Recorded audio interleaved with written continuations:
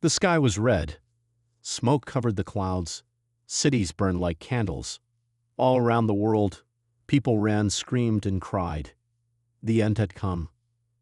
A small boy named Eli stood on a rooftop. His eyes were wide. He didn't cry. He just stared at the sky, where a giant alien ship floated above New York.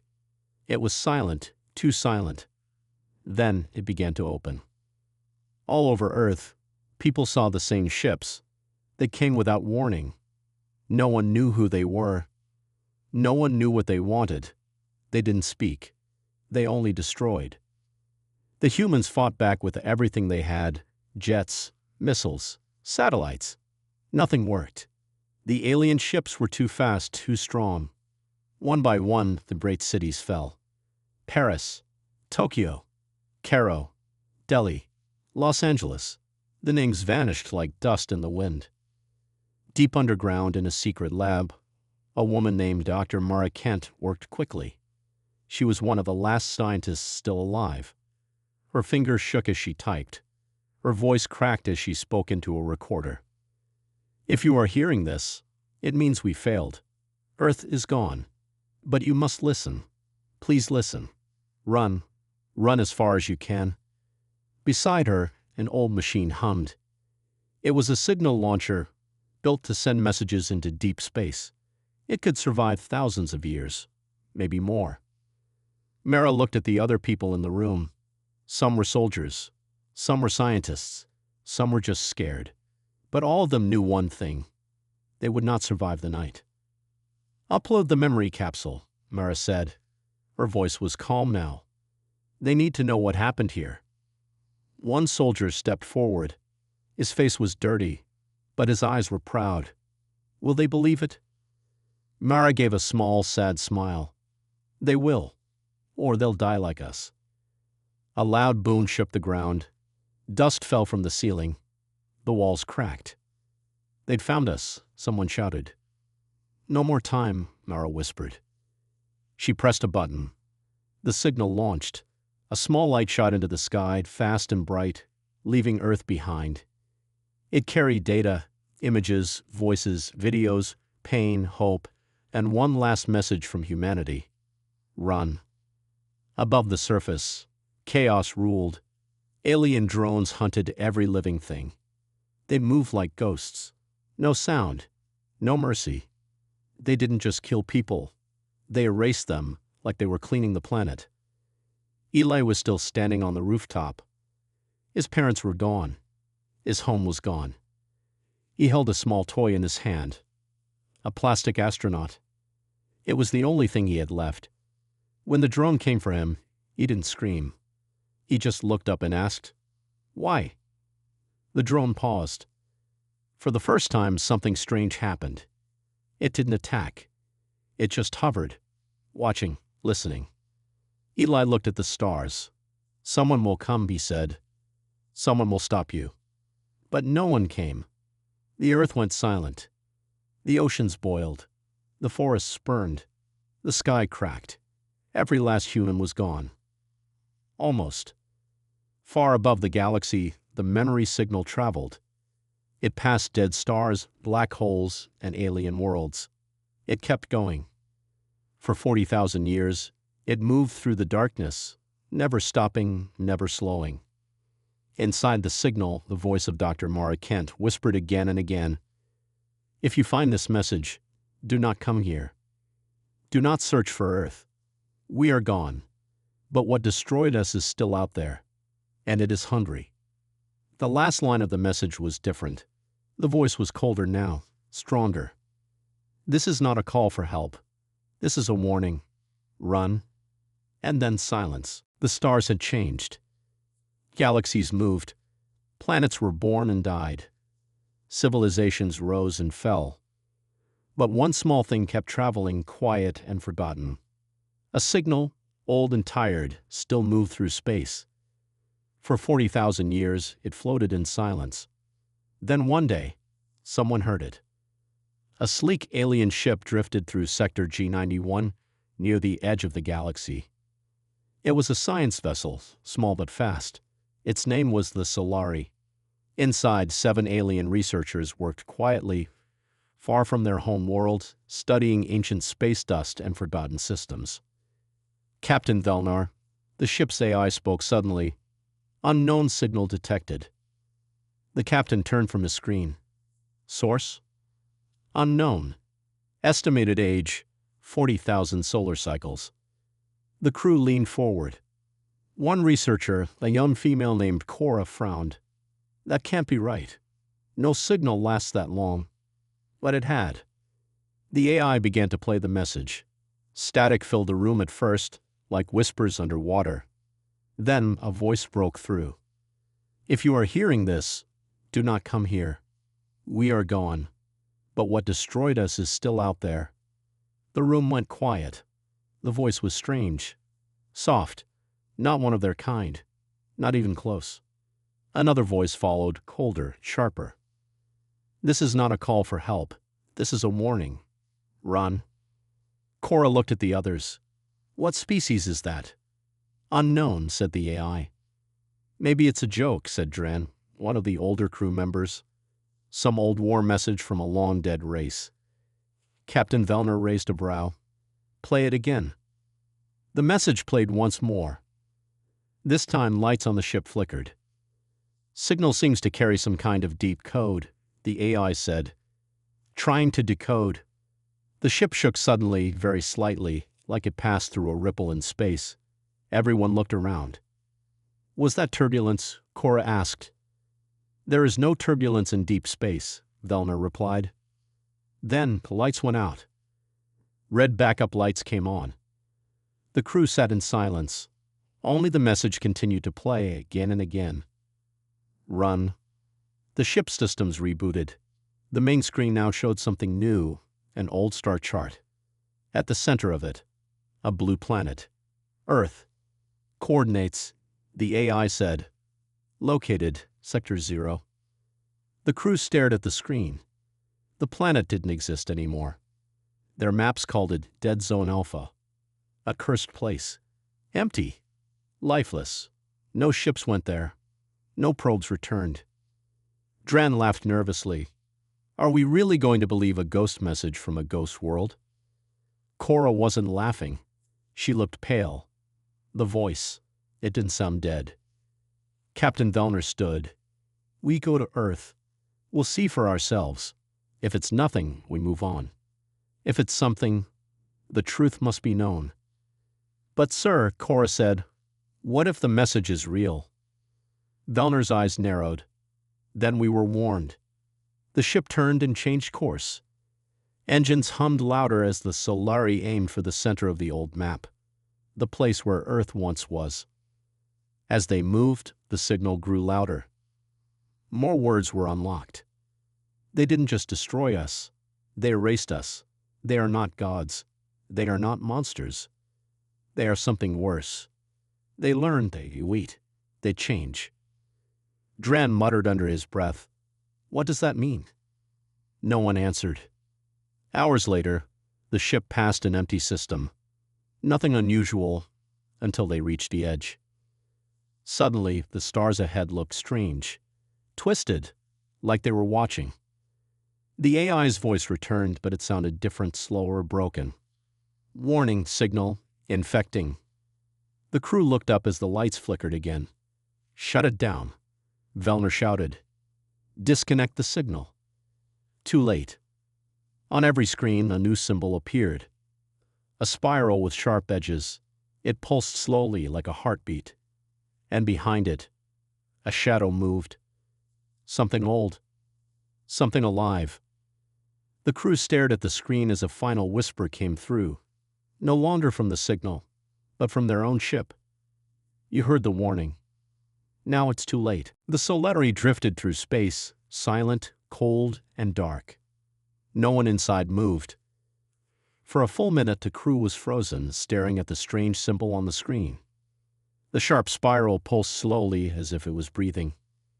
Captain Velnar finally broke the silence. Turn it off. Now. Cora tried. Her fingers flew across the controls. It's not responding. Cut the power, Velnar ordered. Dran reached for the main switch. The moment he touched it, the lights went out again. Total darkness. Then a low sound filled the ship. Not a voice. A hum. Deep.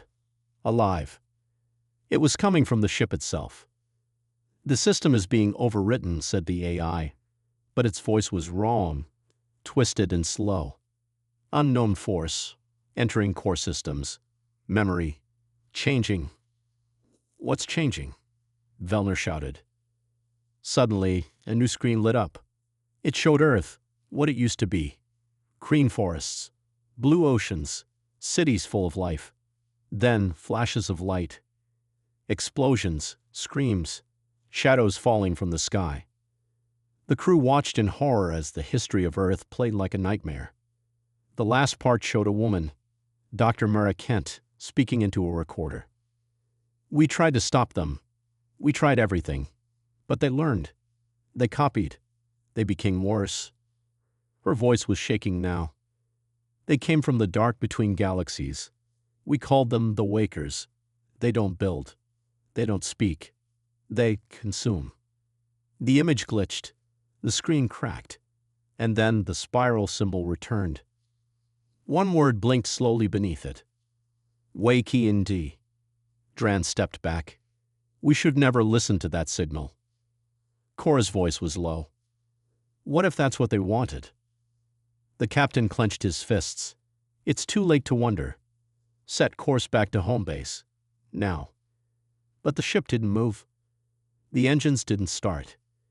Instead, the stars outside began to twist. One by one, systems across the ship failed. Oxygen levels dropped. The temperature fell. The hallway lights flickered as if something walked through them. But the scanners showed nothing. "We're not alone," whispered Cora. Suddenly, a new alarm went off. "Unidentified vessel approaching," said the AI, barely working. Everyone looked at the main screen. Out there, just past the broken stars, a ship appeared. It was shaped like a blade, blacker than space, silent, no heat, no signal, but it was watching them. "Who is that?" Dran asked, his voice shaking. "It's not alive," Cora said. "How do you know?" She pointed at the screen. "Because it looks like the ones in the Earth recording. It's them." Captain Vellner stood tall, shield up, weapons. "Already offline," said the AI. The dark ship moved closer. Inside the Solari, doors began to unlock one by one. Hissing sounds filled the halls. The temperature kept dropping. Breath turned to mist. Ice formed on the windows. And then footsteps. Soft, slow, impossible footsteps. But no one could see anything. "I'm sealing the bridge," Vellner said. He tried, but the doors wouldn't close. Something had control. A whisper filled the room, not from the speakers, not from the ship. From inside their minds. "You heard the warning. You ignored the silence. Now you will carry the message." Everyone froze. "What message?" Dran asked. The whisper grew louder. "We do not destroy. We awaken. You will spread us now." Cora fell to her knees, screaming. Her eyes rolled back. Dran backed away, terrified. What's happening to her? Her body twitched. Her voice changed. She stood slowly and said, "We are wakers. We wait for those who listen. And now you've listened." Captain Vellner stepped back. "She's not Cora anymore." "She is the first," said the whisper. "And you will be next." The screen flashed once more. The spiral spun faster. Symbols none of them understood burned across every surface. Wakened. Carrier. SP read. And then the ship turned on its own. The engines roared to life. Course set toward the nearest inhabited world. The crew had no control. The Solari was no longer a research ship. It was now a message, a weapon, and a trap. The ship once called the Solari no longer answered to its crew.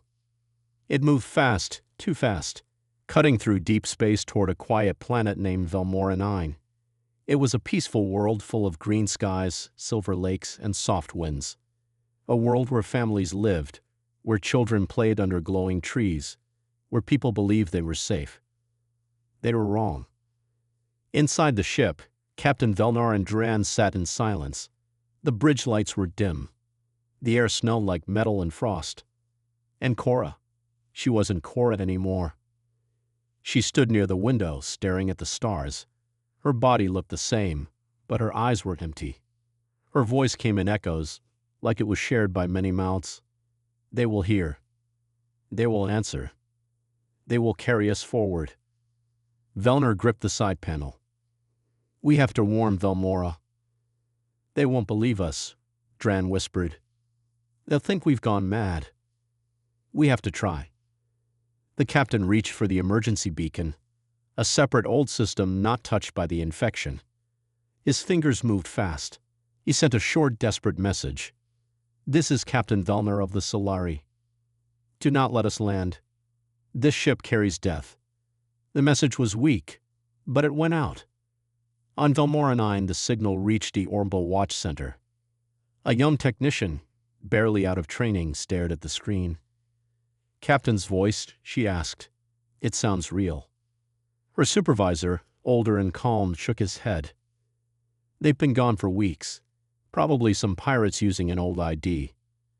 But the message? Just mark it as false alarm. We don't stop ships based on ghost stories. So the warning was ignored. The Solari entered Velmora's orbit. From below it looked beautiful. A shining arrow cutting through the sky. Families pointed at it. Children cheered. No one knew what was inside. As it descended, the ship sent out a soft pulse. A sound too low for ears, but strong enough for machines. Every device on the planet flickered. Screens blinked. Lights dimmed. Doors opened and closed on their own. And then, the dream started. People across Velmora began to see things at night. Spiral symbols in their sleep. Whispers in languages they didn't know. Eyes watching from dark corners. Some woke up screaming. Others didn't wake up at all. At the Orbital Watch Center, the technician finally panicked. Something's wrong. Look at this, city power grids are crashing. Virus?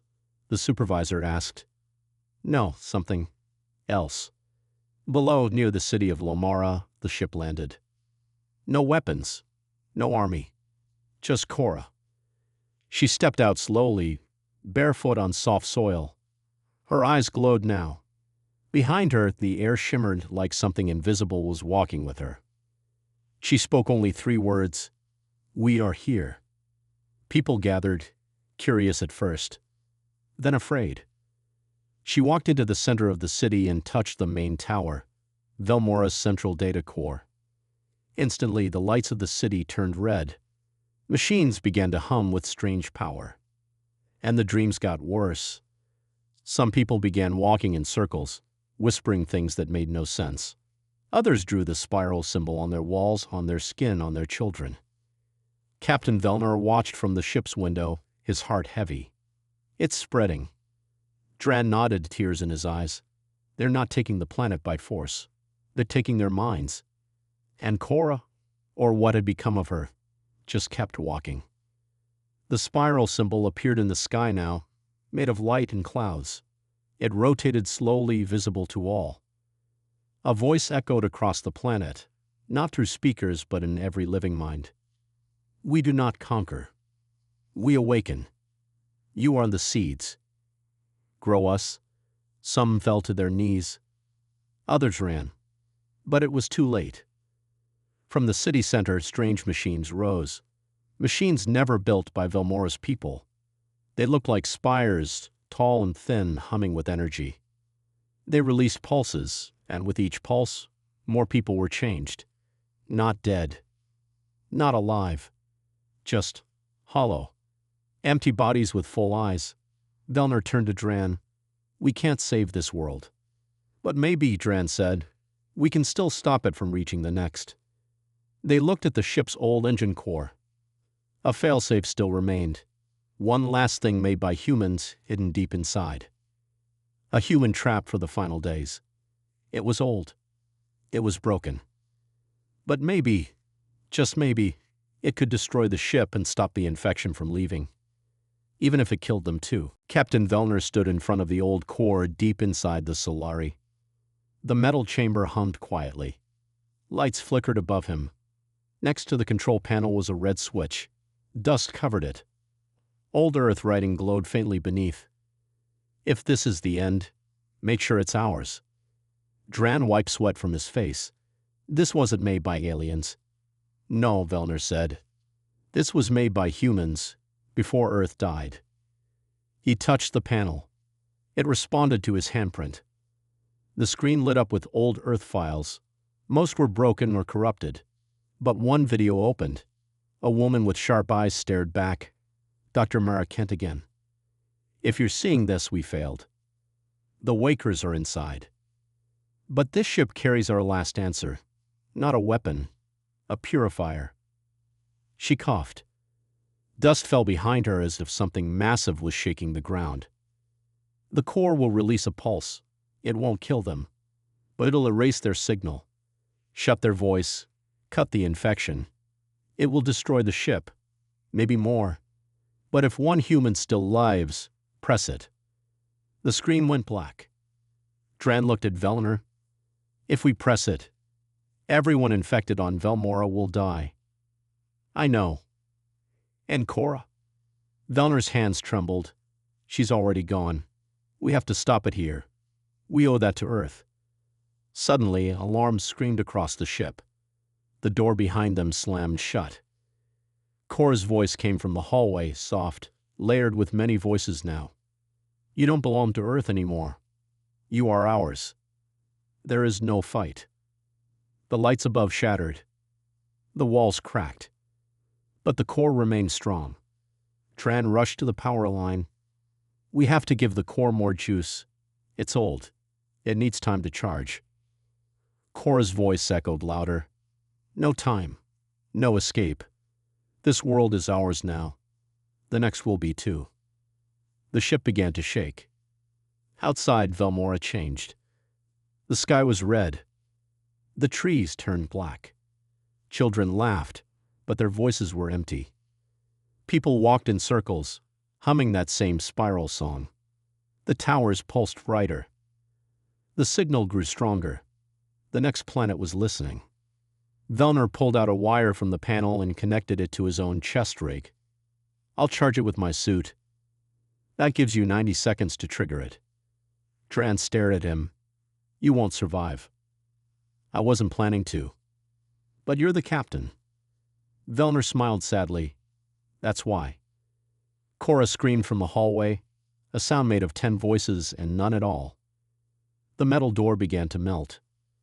The red switch lit up. Dran placed his hand over it. I'm sorry, Cora, he whispered. I'll tell your story. Cora appeared in the doorway, face broken, glowing, her mouth full of light. You could have joined us, she said. Dran pressed the switch. Everything turned white. The pulse fired from the Solari's heart. It was soundless, bright, endless. It moved faster than light, faster than thought. The signal cracked. The towers on Velmora exploded. The spiral in the sky vanished. Every infected person stopped moving. Then they fell. Cora screamed once, and then silence. The ship burned in orbit. A giant ring of fire surrounded it as the pulse melted circuits, crushed data, and erased the last whispers of the Wakers. Velmora went dark. No signal, no sound. Just quiet wind. Dran opened his eyes. He was alone.